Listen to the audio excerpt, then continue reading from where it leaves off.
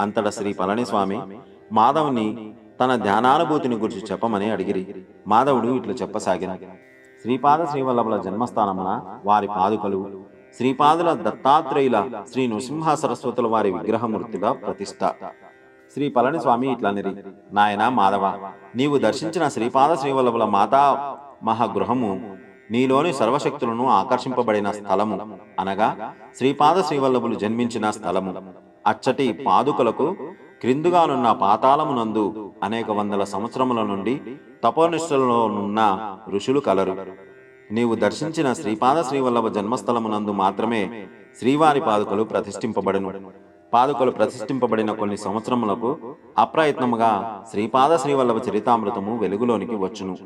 నీవు కూర్చొని ధ్యానము చేసిన స్థలమునందు శ్రీపాద శ్రీవల్లభులు వారి పూర్వ అవతారమైన శ్రీ దత్తాత్రేయుల వారి తదుపరి అవతారమైన శ్రీ నృసింహ సరస్వతుల యొక్క విగ్రహమూర్తులు ప్రతిష్ఠింపబడును.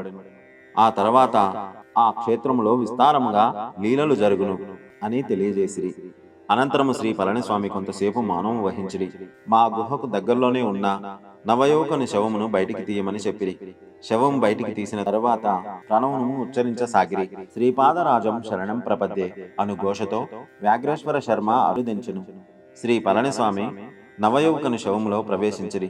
అంతటా వయోభారము చేత శిథిలమైన ఆ పళనిస్వామి వృద్ధ శరీరమును సమీపస్థమైన నదిలో పారవేటుకు వ్యాఘ్ర రూపంలోనున్న వ్యాఘ్రేశ్వర శర్మ తీసుకొని పోయెను. నూతన శరీరంలో ప్రవేశించిన పళనిస్వామి ఇట్లు ఆజ్ఞాపించిరి: మీరు తక్షణము ఇచ్చటి నుండి పోవెలను. నాయన మాధవ, నీవు నీ విచిత్రపురమునకు పొమ్ము.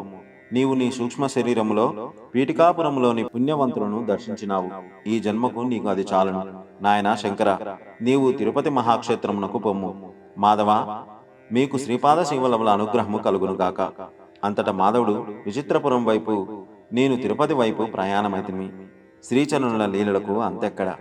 శ్రీపాద శ్రీవల్లభులకు జయము జయము. సర్వే జనా సుఖినో భవంతు.